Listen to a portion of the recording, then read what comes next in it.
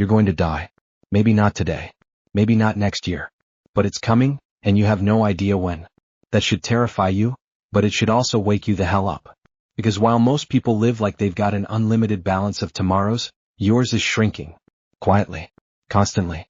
And if you're not careful, you'll trade your only life for to-do lists, fake smiles, and a someday that never arrives. Let's be honest, you waste time. We all do. But what if I told you it's not just bad habit, it's slow suicide? Every scroll, every excuse, every "I'll start later," is a grain of life you'll never get back. This video isn't here to comfort you.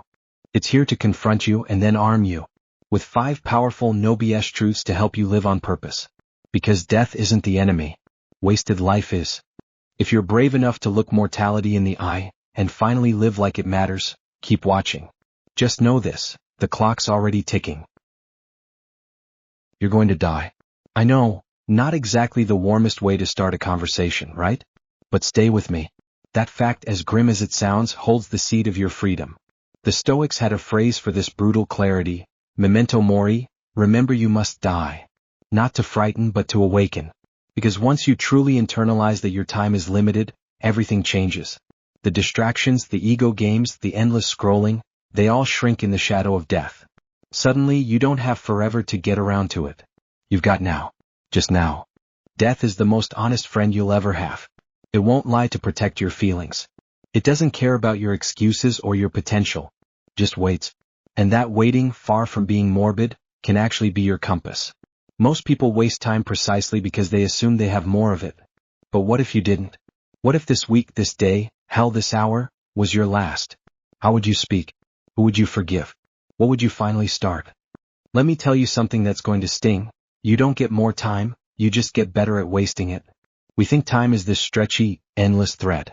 But it's actually more like a lit fuse. The flame is moving whether you're aware of it or not. And while most people cover their eyes and hope for the best, the wise look directly at it. Not to panic, but to prioritize. Because when you know your fuse is short, you stop lighting fires that don't matter. So yes, you will die. That's not a threat. It's your invitation. An invitation to live on purpose, to stop postponing, to cut the nonsense. The best news isn't that you'll live forever. It's that you won't, and now you're finally free to choose how you use the only currency that matters, your attention. But of course that leads us to a dangerous illusion. One that steals that currency a few seconds at a time, every single day. Let me ask you something most people never dare to confront. When, exactly, did you sign the contract that guaranteed you decades to figure it all out? That's right, you didn't. But your behavior tells a different story. You scroll like you'll scroll forever. You argue like there's always another chance to make peace. You postpone dreams like they're items on an endless to-do list. That's the illusion. We think we have time. But time doesn't think about us at all. It moves, with or without your permission. The problem isn't that life is short. The problem is that we act like it's not. This illusion of infinite time is comforting, sure, but it's also the anesthetic that keeps you numb. It tells you it's okay to sleepwalk through today, because tomorrow will always be there to catch you. But tomorrow is a myth. It's a sales pitch from your fear, designed to protect your comfort, not your calling. One day that illusion shatters. A diagnosis. A loss. Oh, we need to talk. And then it hits. You weren't living, you were delaying. Even worse? Society rewards the delay. Work now, enjoy later, they say, but later is a promise they can't make. You don't need a near-death experience to wake up. You just need to realize that you're already dying, slowly, quietly, predictably. And that's not a tragedy. It's a call to arms. Because once you see through the illusion, you stop treating your days like drafts. You publish them. You live like you mean it. And you finally start asking the hard question. If time is your most precious asset, where the hell is it all going? We'll get to that. But first, we need to expose the silent killer that devours your hours while pretending to be your ally. It wears many faces: comfort, rest, planning, creativity, but it has one name you know all too well. Procrastination isn't laziness. It's fear, dressed up in yoga pants and holding a coffee mug that says, "I'll get to it." You tell yourself you're just waiting for the right time, the perfect conditions, the inspiration to strike. But let me tell you the truth, inspiration doesn't strike, it's earned. And while you're waiting for the stars to align, the clock is quietly bleeding out. The Stoics didn't preach urgency because they were impatient. They did it because they saw time as sacred. You've been treating it like a junk drawer. Let's break it down. Every time you postpone, you're voting against your own potential. You say, I'll start tomorrow, but what you mean is, I'm not ready to face myself today. And that habit, that seemingly harmless delay, is how lives unravel. You don't wake up one morning buried in regret. You build that regret one skipped action at a time. Death doesn't need to show up with a scythe. Sometimes, it just sends procrastination ahead to do the job slowly. I know, starting is scary. It means risking failure, discomfort, even judgment. But you know what's worse? The slow decay of becoming someone you don't respect. The person who could have, should have, almost did. The older you get, the less time you have to be that version of you. If you don't kill procrastination, it will kill the life you could have had. Not all at once, but drip by drip, like water on stone, wearing you down while you tell yourself you're just resting. So here's your mission. Shrink the gap between thought and action. Make it a rule. When something matters, do it now. Not later. Not after one more video. No. Because once you do that consistently, something magical happens. Momentum. And that momentum? It's a gateway. A doorway to living deliberately. But we'll get to that, right after we deal with a more subtle danger. Living a life that isn't even yours. Imagine waking up at 80, looking back and realizing you spent your entire life playing a role someone else wrote for you. That's the tragedy most people never see coming. You followed the rules, checked the boxes, smiled on cue, but deep down something felt off. Because it wasn't your path. It was a blueprint handed to you by society, family, school, or social media. And you never stopped long enough to ask, do I even want this? We're taught early to seek approval, to fit in, to succeed according to someone else's metrics. Career, marriage, house, retirement, the checklist life. But here's the twist, even if you win that game you lose. Because success without alignment is just polished misery. You can't outsource meaning. You can't copy-paste a fulfilling life from someone else's Instagram.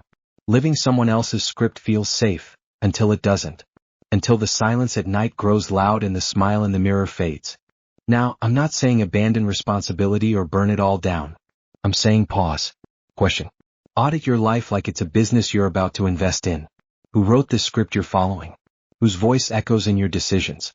And more importantly, what would your own voice even sound like if you let it speak? Because real freedom isn't doing whatever you want. It's knowing what's worth doing even if no one claps for it. And here's the thing, when you start writing your own story, you'll lose people. Approval. Comfort. Maybe even your old identity. But in the rubble of that loss, something priceless appears. You.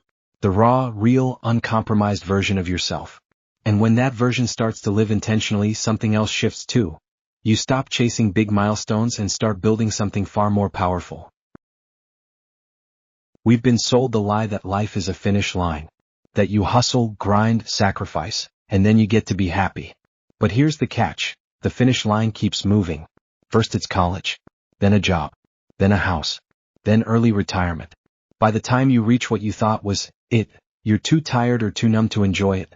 The real secret? Life doesn't happen at the finish lines. It happens in between, in the small, unrepeatable moments you're often too busy to notice. Think about it. When was the last time you laughed until your stomach hurt? Or watched the sunrise without checking your phone? Or listened, truly listened, to someone without mentally composing your next reply? These are the moments you'll miss when it's over. Not the promotions, not the six-pack abs, not the follower count. You'll miss the ordinary things that felt extraordinary because you were fully there. And that kind of presence? It's not an accident. It's a decision. Goals are fine, they give direction. But if they become your only focus, they turn life into a waiting room. I'll enjoy it once I get there. But there is never guaranteed. The only thing you have is this hour, this breath, this heartbeat. Don't make joy conditional. Don't postpone meaning. Build your days like a mosaic. One meaningful moment at a time. Because in the end, that's what life is. A collection of moments. Not a resume. And once you start living in the now, truly being where your feet are, you'll notice something wild. You get stronger. More grounded. More capable of choosing the right kind of discomfort. Because yes, there are only two pains in life, and the one you choose next will shape everything. Pain is not optional. I wish it were, but that's just not how this game works. The real question isn't if you'll suffer, it's which kind of suffering you're willing to choose. There's the sharp, clean pain of discipline, showing up, pushing through, staying aligned even when it's hard. And then there's the dull, corrosive pain of regret, the kind that grows quietly in the background until one day it swallows your soul. Every day, whether you know it or not, you're choosing between these two. Discipline hurts in the moment. Regret hurts forever. That early alarm, the uncomfortable conversation, the skipped temptation, those sting, sure. But they build something. Strength, integrity, momentum. Meanwhile, every excuse you make, every opportunity you ghost, every maybe later, that builds something too. A quiet resentment toward yourself. You start noticing it in the mirror. In the stories you tell to justify your inaction. In the way your dreams start sounding like fiction instead of possibility. Philosophers like Epictetus didn't sugarcoat this. He said, if you want to improve, be content to be thought foolish and stupid. What? Because discipline often looks foolish to the world. It doesn't post well on Instagram. It's not glamorous, but it's real. And regret? It's always dressed in hindsight. You realize too late that all the pain you tried to avoid just came back stronger, with interest. So ask yourself, if both paths include pain, why not choose the one that pays you back? The one that sharpens you rather than softens you into nothing? The good news is discipline isn't about punishment. It's about honoring your future self. And once you start doing that, day after day, you earn something rare. Clarity, courage, and a deep respect for the fragility of life. Which leads us to a strange but powerful practice that few dare to adopt. Imagine carrying a coin in your pocket that says, you could leave life right now. Not to scare you, to sharpen you. That's what the Stoics did. Marcus Aurelius, Emperor of Rome, whispered death to himself as a daily ritual. Not out of despair but out of focus. Because when you remember you're mortal, you stop pretending you have time to waste. You stop getting angry over traffic. You stop living like you're immortal, because you're not. And that awareness? It's freedom. Think about it. How differently would you live if you had a countdown timer visible at all times? Would you waste hours arguing with strangers online? Would you keep saying, someday, to the things that light your soul on fire? Death isn't the enemy. It's the mirror. The ultimate feedback loop. It shows you what matters by stripping away what doesn't. And when you use it right, it's like a spotlight that follows you around, making every moment look a little more precious. Now, most people don't want to think about death. They push it away, distract themselves, stay busy. But you're not most people, not if you've made it this far. You're here to wake up, to stop sleepwalking through your life. And here's the irony, the more you confront death, the more alive you become. You taste food differently. You hold people longer. You laugh louder. Because you're not numb anymore, you're awake. And that's rare. So try it. Keep a reminder of death close. A coin. A note. A wallpaper on your phone. Not as a symbol of fear but of urgency. Because once you make peace with the end, you finally start beginning. And the beginning always brings us back to one haunting question. What will you regret if you don't act now? Bronnie Ware, a palliative nurse who spent years with people on their deathbeds, heard the same regrets again and again. And you know what? None of them said, I wish I'd worked more, or, I'm glad I fit in. No. What they regretted was not being true to themselves, not expressing their feelings, not spending enough time with loved ones. Regret doesn't show up with a loud bang, it sneaks in. Quietly. Casually. One postponed dream at a time. And that's the scary part. You rarely feel regret in real time. At first it looks like comfort. Like, maybe next year. Like now's not the right time. But that comfort has a cost. Every time you abandon your truth for approval, delay your art for security, or silence your voice for harmony, you plant a seed. Those seeds grow. Slowly. And by the time you're old enough to notice the garden, it's too late to replant. You're surrounded by could-have beens. We think regret is about big mistakes, but often it's the small daily choices that add up. Skipping that call. Ignoring that inner voice. Not telling someone you love them. It's death by 1,000 cuts. And when you sit with people who know their time is almost up, they don't talk about the risks they took. They talk about the ones they didn't. They don't regret falling, they regret never leaping. But here's the gift in all this, you're not on that bed yet. You still have time, not much but enough. Enough to change course. Enough to speak up. Enough to chase the thing that scares you because it matters. And if you're willing to listen, really listen, to the dying, they'll tell you something else too. Philosophy isn't just for bookshelves or classrooms. It's a life raft. One you might need sooner than you think. When people hear the word philosophy, they imagine dusty books, men in togas, or long-winded debates that don't really matter. But real philosophy? It's not academic, it's survival. It's the only thing standing between you and the chaos of a mind left unchecked. You don't need philosophy to impress anyone. You need it to live. Marcus Aurelius didn't write his meditations for fun. He was the emperor of Rome, dealing with betrayal, war, disease, and his own mortality. He didn't use philosophy as decoration. He used it as armor. Epictetus was born a slave. Seneca lived through exile and political turmoil. Their ideas weren't cute theories, they were tools forged in fire. And guess what? You live in your own kind of chaos too. Notifications, deadlines, loneliness, uncertainty. If you don't train your mind, it will train you, and not in your favor. Philosophy teaches you to zoom out, to question your automatic thoughts, to choose your response instead of reacting. And most importantly, to define what matters before the world does it for you. Without that clarity, you're just drifting, at the mercy of every fear, every trend, every mood swing. But with it, you become dangerous. Not to others, to your own mediocrity, to the parts of you that settle, that procrastinate, that conform. So no, philosophy isn't optional. It's oxygen for anyone who wants to live deliberately. It reminds you that while you can't control everything, you can control how you meet each moment. And when you meet it with wisdom, even imperfectly, you stop wasting your life. You stop waiting. And you start asking the only question that matters when time is running out. Picture an hourglass. The sand at the top is your future. The sand at the bottom is your past. And that thin stream in the middle? That's now. That's all you get, one grain at a time. You don't control how fast it falls. You can't flip the glass. All you can do is decide what you'll do before the last grain drops. And that's where most people get stuck. Not because they lack time, but because they never face time. You've heard every lesson in this video. You've felt the weight of your mortality. You've seen the trap of distraction, the pain of regret, the urgency of discipline. Now what? You see, knowing all this doesn't change your life. Doing something about it does. Awareness without action is just spiritual entertainment.